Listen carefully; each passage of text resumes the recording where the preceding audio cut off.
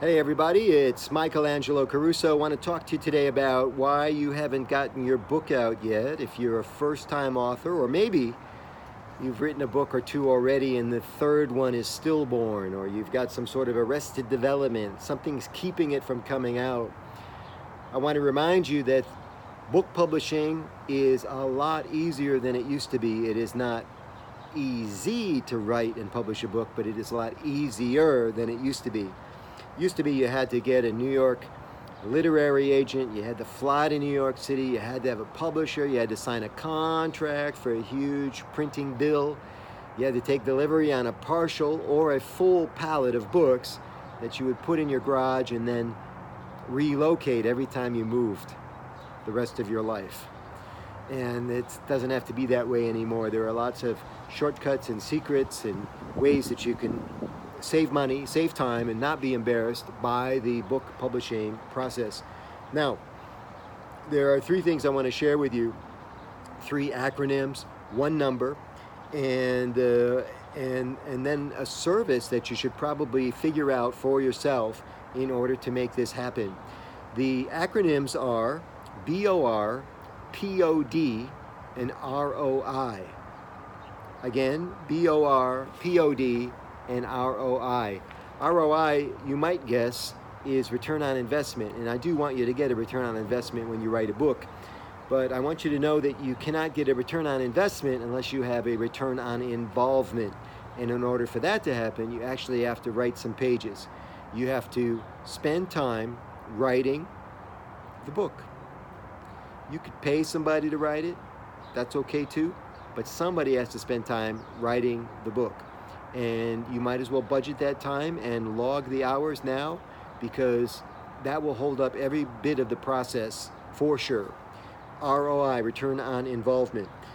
POD stands for print on demand. You don't have to print a pallet full of books anymore in order for this to happen. You can go to a small printer, often order online, you send a PDF over, they send you back a proof, and then you can print as few as a dozen, 50, 100 copies of your book, and that way you're never stuck with a bunch of inventory of books that you will never sell.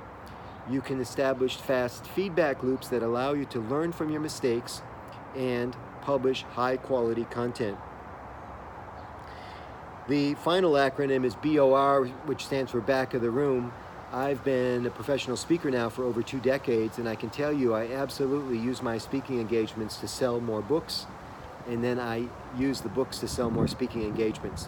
Dottie Walters, in her great title many, many years ago, I think it's out of print now, but it was called Triple Your Income, that you could actually become a speaker who sold books through the talks, an author who sold speaking engagements through the books, and then of course both of those revenue streams feed consulting revenue if you care to have it. So the number 18 that I want to share with you represents 18 months. It's how long it usually takes to birth a book if you do it right. Malcolm Gladwell famously said it takes about 10,000 hours to become expert at something. A good book shepherd can save thousands of those hours for you by showing you the shortcuts, showing you the ropes, and speeding up the process for you. You're going to have to pay most book shepherds for the service, but it is pennies on a dollar compared to the expense of the problems that you're going to have if you don't work with somebody who's been down the path before you. I just signed a new client, and I'm going to shepherd Stephen through this process. He's going to have a book within 6 months, and I'm going to help him crush it. I'm really excited about working with Stephen. I don't work with everybody that wants to work with me, but I love what he's got to offer. I love what he's showing me, and I think Stephen is a gift to the world, and I'm going to help him get the word out through that printed process. I am currently reading a book by Pete Rose.